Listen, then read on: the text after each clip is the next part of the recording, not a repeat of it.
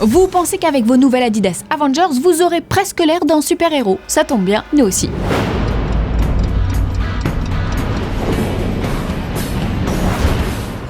Galaxy Quest va bientôt être adapté en série. Cet ovni de la SF sorti dans les années 2000 est une comédie ultra référencée devenue elle-même une référence. C'est donc non sans une certaine impatience que l'on vous parle de ce projet aujourd'hui. Alors bien évidemment, si comme nous Galaxy Quest tient une place toute particulière dans vos petits cœurs de cinéphiles, l'annonce d'une adaptation série n'est pas nécessairement une bonne nouvelle. Sauf que le réalisateur du film Dean Pariseau et le scénariste Robert Gordon sont aux manettes de ce show développé par la Paramount. Pour ceux qui ne connaissent pas le film, voilà le pitch. Galaxy Quest est une série de science-fiction qui a fait les beaux jours de la télévision américaine dans les années 80. Mais depuis, les acteurs n'ont jamais réussi à percer et sont condamnés à enfiler leurs costumes spatiaux dans des conventions ou à assurer des animations de supermarché.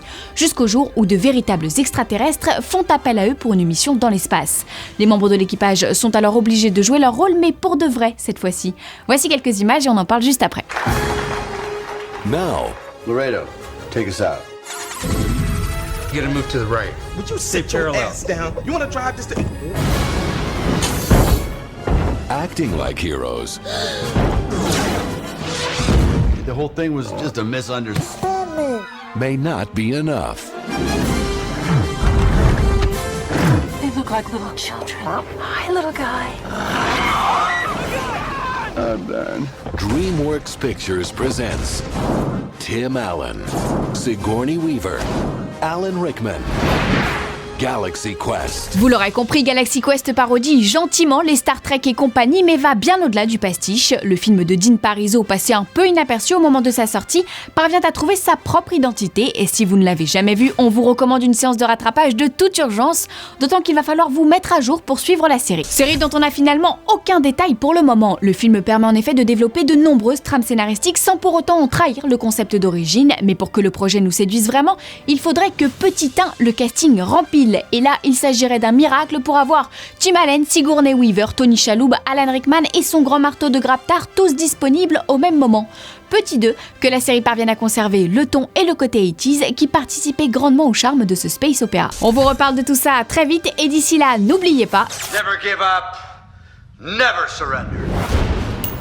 Aussi chevelu que nos deux sorciers préférés, voici les news en bref. Frank Miller est officiellement de retour sur Batman. Le réalisateur, scénariste, producteur, auteur de comics a confirmé qu'il travaillait actuellement avec le scénariste Brian Azzarello sur le 3e volet de la trilogie The Dark Knight. Après The Dark Knight Returns et The Dark Knight Strikes Again, voici donc The Dark Knight 3, The Master Race. Cette suite se présentera sous la forme d'une mini-série en 8 parties, à raison de 2 numéros par mois dès l'automne. Pour des raisons de santé, Frank Miller ne dessinera que les couvertures sur laquelle on aperçoit déjà Superman, ce qui éveille d'autant plus notre curiosité. Et c'est parti pour une nouvelle nuit au Max, je dirais même une nuit au Mad Max. Et oui, le 16 mai prochain, le Max Linder se fera plus Fury Road que jamais. Au programme de cette nuit consacrée à Max Rokatansky, le tout nouveau film de Miller, bien sûr. Attendu de pied ferme par tous les fans de la saga, Mad Max Fury Road s'annonce apocalyptique. Vous enchaînerez avec Mad Max 2, The Road Warrior, avant de terminer en apothéose sur la toute dernière copie remasterisée du premier Mad Max. Après un tel événement, rien de tel qu'un café et un petit déjeuner pour débriefer. Alors Tom Hardy fera-t-il aussi bien que Mel Gibson? Eh bien réponse le 16 mai. Aujourd'hui dans le Couet des Fanzoniens, on répond à Cinéphile92 qui veut des news de Spider-Man et Avengers 3. Tu es gourmand Cinéphile92, mais tu as de la chance, l'actu est de ton côté. Le premier film Spider-Man de l'univers Marvel pourrait s'intituler The New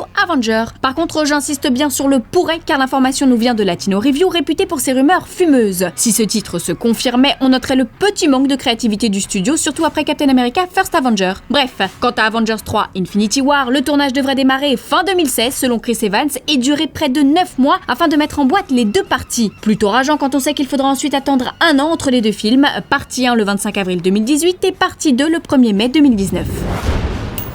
Fanzone, c'est fini pour aujourd'hui, mais vous pouvez nous retrouver sur YouTube en vous abonnant à la chaîne Fanzone et à la chaîne Allociné.